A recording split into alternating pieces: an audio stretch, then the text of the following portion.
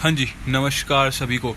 आज है जो आपका 12 अगस्त का सभी शिफ्ट का फर्स्ट शिफ्ट, सेकंड शिफ्ट और थर्ड शिफ्ट, इन सभी शिफ्ट के 100% रियल प्रश्न जो मेरे को मिले हैं उसको मैं आपको शेयर करूंगा। हिंदी और इंग्लिश दोनों में रहेगा। ये आपके आने वाले एग्ज़ाम के लिए बहुत हेल्प करेगा। अगर आपके शिफ्ट बचे हुए हैं अच्छे से करके जाना, पक्का यहाँ से प्रश्न देखने को मिलेंगे। ठीक है, टेलीग्राम में मिल जाएगा इसका PDF हिंदी और इंग्लिश दोनों में, जैसे यहाँ पर देख सकते हैं प्रश्नों को। ठीक है, यहाँ पास मैं आप सीधा प्रश्न पे लेके चलता हूँ। IIFA 2025 में लापता लेडीज़ फिल्म को कौन कौन से अवार्ड मिले और इसे कितने निर्देशित किए, यानी किसने निर्देशित किए। Which award did the film Laapataa Ladies win at IIFA 2025 and who directed it. ये पूछा गया आपके एग्जाम में आज के। याद रखेंगे, लापता लेडीज़ को IIFA 2025 में सर्वश्रेष्ठ फिल्म और सर्वश्रेष्ठ निर्देशक पुरस्कार मिला। ठीक है, इसे किरण राव ने निर्देशित किया था, याद में रखेंगे एक्स्ट्रा फैक्ट में।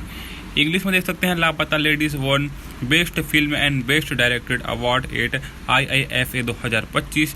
It was directed by Kiran Rao.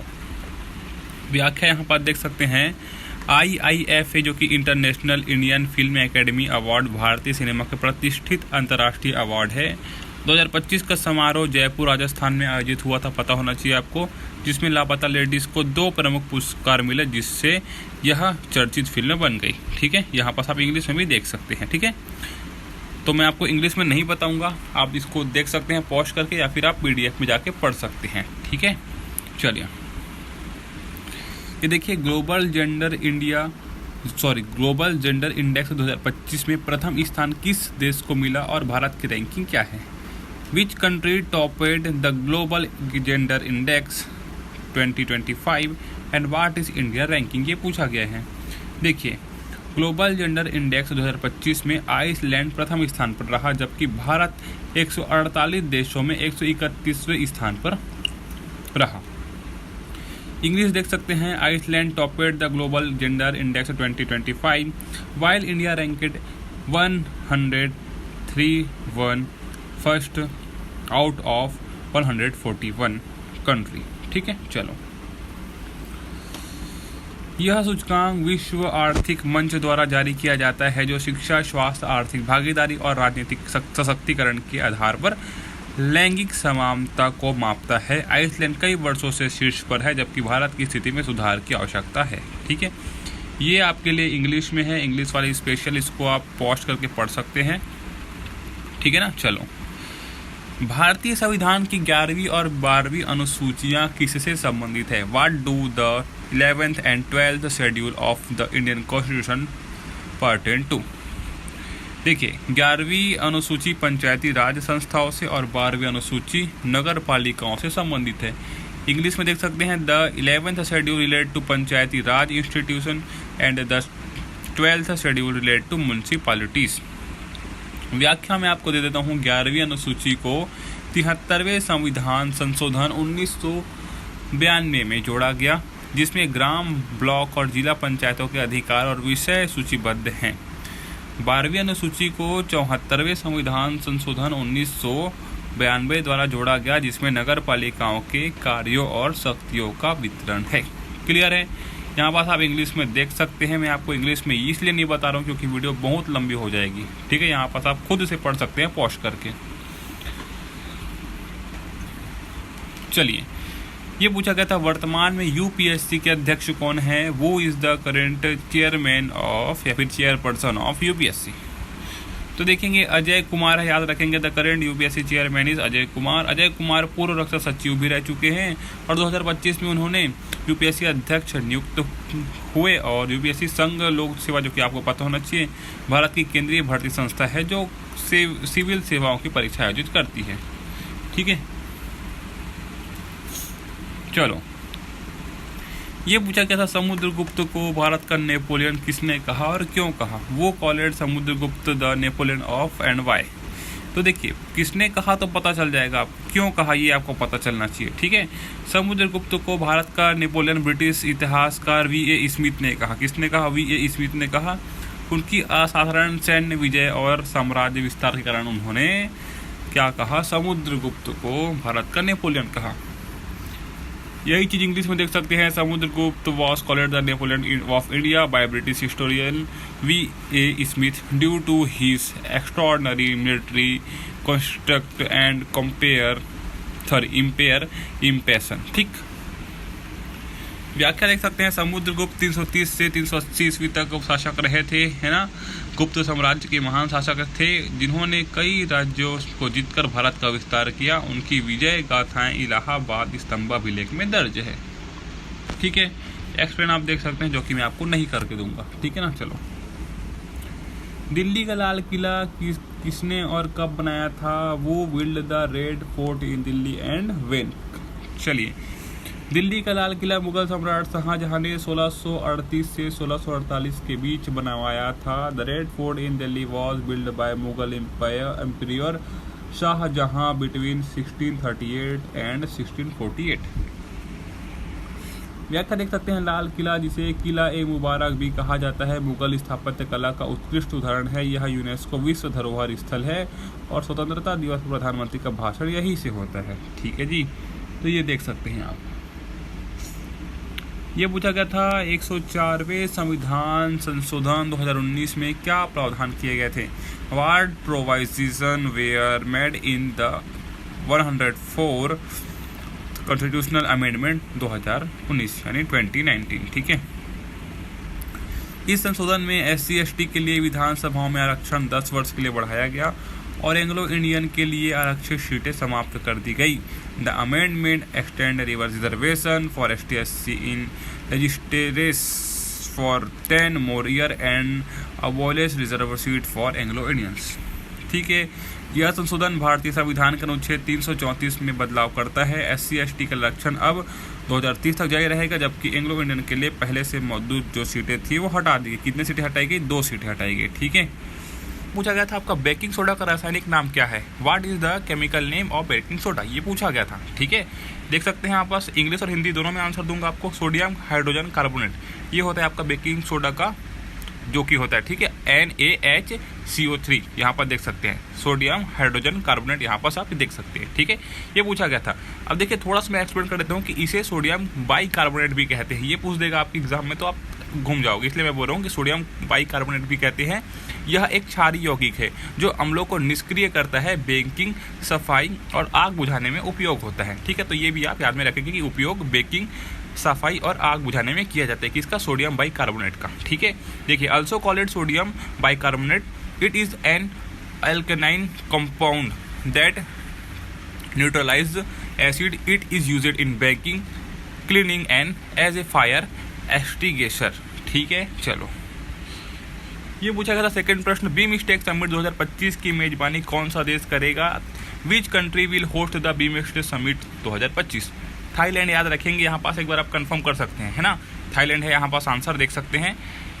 BIMSTEC bay of Bengal initiative for multi sectoral technical and economic corporation Bengal की खाड़ी से जुड़े 7 देशों का संगठन है जो तकनीकी और आर्थिक सहयोग को बढ़ावा देता है। ठीक है, यहाँ पास आप इंग्लिश में भी देख सकते हैं। ठीक है, BIMSTEC is an organization of 7 countries around the bay of Bengal that promotes technical and economic corporation. Clear है यहाँ तक? चलिए, प्रश्न थर्ड पूछा गया था, यहाँ पर देख सकते हैं। खेलो इंडिया यूथ गेम 2025 का मैस्कॉट क्या था? यानी कि what was the mascot of Khelo India youth game. ठीक है, ये पूछा गया था।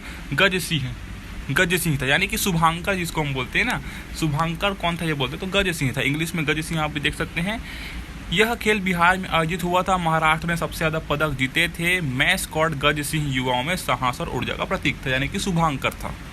ठीक है, यहाँ पर देख सकते हैं। The games were held in Bihar and Maharashtra जो कि टॉप में था। The medal telling the mascot Gaj Singh जो कि है ना, symbolize coverage and energy in youth. Clear है यहाँ तक? चलो, ये प्रश्न पूछा गया था। रैम किस प्रकार की मेमोरी है? ठीक है, what type of memory is RAM? तो रैम क्या है? अस्थायी मेमोरी है, वॉलेटाइल मेमोरी है। इसमें कंप्यूटर को बंद करने के बाद जो कि डाटा है वो इरेज हो जाता है, अस्थायी डाटा रहता है इस पर। ठीक है, तो रैम और रोम में आप समझ जाएंगे। रैम जो कि है अस्थायी स्मृति है और रोम जो कि है वो रहता है उसका डाटा। ठीक है, रैंडम एक्सेस मेमोरी इसका फुल फॉर्म होता है किसका? रैम का। ठीक है, और रोम का क्या होता है? Read only memory. क्लियर है यहाँ तक? चलिए, देखिए यहाँ पर वोलेटाइल मेमोरी है, टेम्पररी मेमोरी याद रखेंगे। रैंडम एक्सेस मेमोरी इसका फुल फॉर्म होता है कंप्यूटर की मुख्य अस्थायी है जो पावर बंद होने के बाद डेटा मिट जाता है। ये अच्छा से याद रखेंगे, अस्थायी मेमोरी है ये, ठीक है। RAM is the primary temporary memory of computer, it's data is erase when power is turned of. Clear है यहाँ तक? चलो अगला प्रश्न है, संपत्ति का अधिकार मौलिक अधिकार से कानूनी अधिकार कब बना? ठीक है, ये बढ़िया प्रश्न है। When was the right to property change from a fundamental right to a legal right? ये पूछा गया था, याद रखेंगे। यहाँ पास मैं दे देता हूँ, 44वां संविधान संशोधन जब हुआ कब? 1978 में। अनुच्छेद 31 से हटकर अनुच्छेद 300A में रखा गया। 44th constitutional amendment in 1978 shifted from article 31 to article 300A। Clear यहाँ तक? चलो एक्सप्लेनेशन देख सकते हैं, थोड़ा हेल्प करेगा। पहले संपत्ति का अधिकार मौलिक अधिकार था, लेकिन 1978 में इसे कानूनी अधिकार बना दिया गया ताकि सरकार भूमि सुधार और अधिग्रहण के काम आसानी से कर सके। इंग्लिश में देख सकते हो, क्योंकि लंबा हो जाएगा वीडियो, इसलिए मैं नहीं चाहता हूं कि वीडियो लंबा हो। आप इसको पॉज करके भी पढ़ सकते हो, ठीक है। चलिए देखिए अगला प्रश्न है, grand old man of India किसे कहा जाता है? मैं बहुत बार कराया हूँ दोस्तों इसको। वो is the known as the grand old man of India. याद रखेंगे दादा भाई नौरोजी को, इंग्लिश में भी देख सकते हैं दादा भाई नौरोजी, ठीक है। थोड़ा सा एक्सप्लेन कर देता हूँ। दादा भाई नौरोजी भारतीय राष्ट्रीय कांग्रेस के संस्थापकों में से एक थे और उन्होंने ड्रेन थ्योरी के जरिए ब्रिटिश शासन की आर्थिक लूट का पर्दाफाश किया, ठीक है। देख सकते हैं यहाँ पास, Dada Bhai Naoroji was one of the founder of the Indian National Congress and exposed the economic drain under British rule through his drain theory। Clear है यहाँ तक? ये पूछा गया था क्वेश्चन नंबर 7, तापमान बढ़ने पर ध्वनि की गति पर क्या असर होता है? What is the effect of increasing temperature on the speed of sound? ये देखिए, तापमान बढ़ने पर ध्वनि की गति बढ़ती है, सेम यही आपके ऑप्शन में था। Speed of sound increase with temperature, है ना। तापमान बढ़ने पर ध्वनि की गति भी बढ़ती है। थोड़ा सा एक्सप्लेन कर देता हूँ। तापमान बढ़ने से वायु के अणुओं की गतिज ऊर्जा बढ़ जाती है, जिससे ध्वनि तरंगों तेजी से चलती है। हालांकि तरंग दैर्ध्य जो कि है नहीं बदलता है, ठीक है। यहाँ पास आप इंग्लिश में भी देख सकते हैं, ठीक है। ओके चलो, खाने के सोडा का रासायनिक नाम भी मैंने आपको बता दिया था, सोडियम बाइकार्बोनेट जिसको हम बोलते हैं यहाँ पर सोडियम हाइड्रोजन कार्बोनेट या फिर सोडियम बाइकार्बोनेट NaHCO3 ये होता है। आपका रिवीजन हो गया, ठीक है। ये चीज़ें इसको आप देख सकते हैं। अगला पूछा गया था, वही है दोस्तों ये भी प्रश्न, तापमान बढ़ने पर ध्वनि की गति और तरंगों के बीच की दूरी पर क्या प्रभाव पड़ता है? What is the effect of increasing temperature on the speed of sound and the distance between waves? ये पूछा गया था। वही मैं बता दिया आपको कि तापमान बढ़ने पर ध्वनि की गति बढ़ती है, लेकिन तरंग दैर्ध्य नहीं बदलता। तो ये एक्स्ट्रा फैक्ट याद रखेंगे कि तरंग दैर्ध्य नहीं बदलता है, जो वेव लेंथ है वो नहीं बदलता है, याद रखेंगे, ठीक है। यहाँ पर देख सकते हैं अच्छे से। पानीपत का युद्ध किनके बीच हुआ था? पूछा गया था। The battle of Panipat was fought between whom. किनके बीच हुआ था? पूछा गया था। देखिए, पानीपत की लड़ाई भारत में इतिहास में 3 बार हो गई थी, पता है आपको। पहली बार जो पानीपत की लड़ाई हुई थी वो 1526 में हुई थी। यह बाबर और दिल्ली सल्तनत के सुल्तान इब्राहिम लोदी के बीच हुई थी, पहली बार 1526 में, ठीक है। दूसरी बार हुई थी पानीपत की दूसरी लड़ाई हुई थी 1556 में हुई थी, अकबर और हेमचंद्र विक्रमादित्य हेमू के बीच हुई थी। और तीसरी बार हुई थी पानीपत की लड़ाई जो कि 1761 में अहमद शाह अब्दाली और मराठा सम्राट के बीच लड़ी गई थी। तो याद रखेंगे आप, पहला 1526 में हुई थी, दूसरा 1556 में हुई थी और तीसरा 1761 में हुई थी, ठीक है। ये पूछा गया था हॉर्नबिल फेस्टिवल किस राज्य का उत्सव है? मैंने कल के वीडियो में आपको समझाया था ये चीज़ें। नागालैंड का है। Hornbill festival is celebrated in Nagaland, ठीक है, याद रखेंगे। हिंदी में देख सकते हैं, हॉर्नबिल फेस्टिवल को फेस्टिवल ऑफ फेस्टिवल कहा जाता है। यह हर साल 1 से 10 दिसंबर तक नागालैंड में मनाया जाता है, जिसका उद्देश्य नागा जनजातियों की संस्कृति, नृत्य और परंपरा को प्रदर्शित करना है। देख सकते हैं इंग्लिश में एक्सप्रेशन भी देख सकते हैं। मैं आपको यहाँ पर डायरेक्ट दिखा दे रहा हूँ क्योंकि जल्दी मैं कर रहा हूँ, ठीक है। ये PDF आपको टेलीग्राम चैनल पे मिल जाएगा, जाके ज्वाइन कर सकते हो। एक साथ सभी मैं आपको डाल देता हूँ सभी शिफ्ट के प्रश्न। भारत के पूर्वी तट की प्रमुख विशेषता क्या है? What is the main feature of the east coast of India? ये पूछा गया है। चौड़ा डेल्टा और उथला समुद्र, wide deltas and shallow sea. देखिए यहाँ पर देख सकते हैं, पूर्वी तट बंगाल की खाड़ी से लगा है, जहाँ गंगा, ब्रह्मपुत्र, गोदावरी और कृष्णा जैसी नदियों के बड़े डेल्टे और उथला समुद्र पाया जाता है। यहाँ पर इंग्लिश में देख सकते हैं, the east coast of India along the bay of Bengal has wide river deltas such as Ganga, Brahmaputra, Godavari and Krishna along with a shallow sea. Clear है। चलो, ये पूछा गया था भारतीय संविधान की संघ सूची में कौन कौन से विषय शामिल है। What subject are included in the union list of Indian constitution. ये देख सकते हैं, रक्षा, विदेश मामले, परमाणु ऊर्जा, रेलवे, डॉक, मुद्रा, ये सभी शामिल है। डिफेंस, फॉरेन अफेयर्स है ना, एटॉमिक एजेंसी, एनर्जी जो कि है, और रेलवे है, पोस्टल सर्विस है, करेंसी है, सभी चीज़ें संघ सूची में विषय आते हैं जिन पर केवल केंद्र सरकार कानून बना सकती है। आपको पता होना चाहिए 3 सूची होती है, संघ सूची, राज्य सूची, समवर्ती सूची। ठीक है, संघ सूची में केवल जो कि केंद्र सरकार है कानून बना सकती है। वर्तमान में इसमें 100 विषय है, इसको आप कंफर्म कर सकते हैं। ठीक है, the union list include subject on which only the central government can legislate in currently content 100 subject. Clear. कठपुतली नृत्य किस राज्य से संबंधित है, ये पूछा गया था। Puppet dance in related to which state, Rajasthan की है, याद रखेंगे। राजस्थान का पारंपरिक कठपुतली नृत्य रंगीन कठपुतलियों के माध्यम से लोक कथाओं को प्रस्तुत करता है। Rajasthan traditional kathputli dance use it colourful puppet to present folk stories. ठीक दोस्तों, चैनल पे नए हो, चैनल को सब्सक्राइब कर लेना। इस चैनल पे मैं आपको ऐसे एनालिसिस कराता हूँ जो आपके एग्जाम के लिए हिंदी और इंग्लिश में बहुत हेल्प करेगा। कौन सा त्यौहार 5 नवंबर को मनाया जाता है, which festival is celebrated on 5 नवंबर। घुमा फिरा के पूछा गया, सीधा याद रखेंगे छठ पूजा। छठ पूजा जो कि है 5 नवंबर को मनाया जाता है। ये क्या है, 4 दिवसीय त्यौहार है। यहाँ पर देख सकते हैं नहाए खाए से शुरू होता है, यानी कि अकॉर्डिंग टू जागरण यहाँ पर देख सकते हैं यह एक 4 दिवसीय त्यौहार है जो सूर्यदेव और छठी मैया को समर्पित है। ऐसा भी पूछ देता है कि जो छठ पूजा है वो किस देवता के लिए समर्पित है, तो सूर्यदेव बोलेंगे। किस मैया के लिए समर्पित है, तो छठी मैया के लिए समर्पित है, याद में रखेंगे। फीफा वर्ल्ड कप 2025 कहाँ आयोजित होगा, या फिर पूछा गया था where will the FIFA world cup 2025 be held. रविवार को संयुक्त राष्ट्र अमेरिका USA में शुरुआत होगा इसका क्लब विश्व कप में 21वें संस्करण में 32 टीम 29 दिनों तक 63 मैच पे प्रतिस्पर्धा करेगी। 21वें संस्करण है, याद रखेंगे, है ना। ये प्रश्न देख सकते हैं, भारतीय संविधान का अनुच्छेद 243B किससे संबंधित है, ये पूछा गया था ना पिछले बार भी शिफ्ट में। Article 243B of the Indian constitution relate to what. पंचायतों की स्थापना से संबंधित है, पता होना चाहिए आपको। Establishment of panchayat. अनुच्छेद 243B में 73वें संविधान संशोधन के तहत पंचायतों की स्थापना और संरचना से संबंधित प्रावधान है। देख सकते हैं यहाँ बस इंग्लिश में भी मैं आपको दिखा दे रहा हूँ। ठीक है, ये देख सकते हैं भारतीय संविधान का अनुच्छेद 6 किससे संबंधित है, पूछा गया। Article 6 of the Indian constitution relate to what.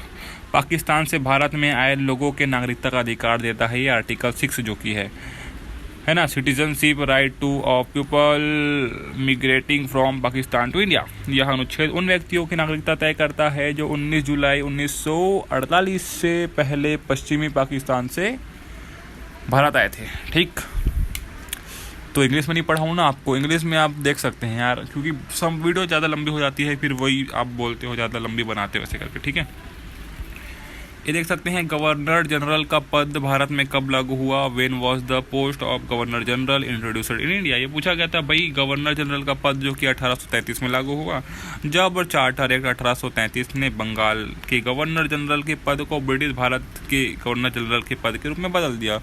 1773 में वार्नर हेस्टिंग्स बंगाल के पहले गवर्नर जनरल बने। बंगाल के पहले गवर्नर जनरल वार्नर हेस्टिंग्स बने। ठीक है, ये देखो भाई, भारतीय संविधान का अनुच्छेद 323B किससे संबंधित है, पूछा गया। Article 323B of the Indian constitution related to which, यानी व्हाट, सॉरी। तो विभिन्न विषयों पर न्यायाधिकार, यहाँ पर देख सकते हैं विभिन्न विषयों पर न्याय देता है, सिंपल सी बात है। ठीक है, व्याख्या देख सकते हैं, यह अनुच्छेद कर, औद्योगिक विवाद, भूमि सुधार और आदि मामलों में न्यायाधिकरण की स्थापना से संबंधित है। इंग्लिश में भी देख सकते हैं। अगला प्रश्न है, 1934 में रसायन विज्ञान का नोबेल पुरस्कार किसने जीता। वो वॉन द नोबेल पुरस्कार इन केमिस्ट्री इन 1934। हेरोन क्लटेन, याद रखेंगे नाम। उन्होंने ड्यूरेटेरियम जो कि भारी हाइड्रोजन की खोज के लिए यह पुरस्कार जीता।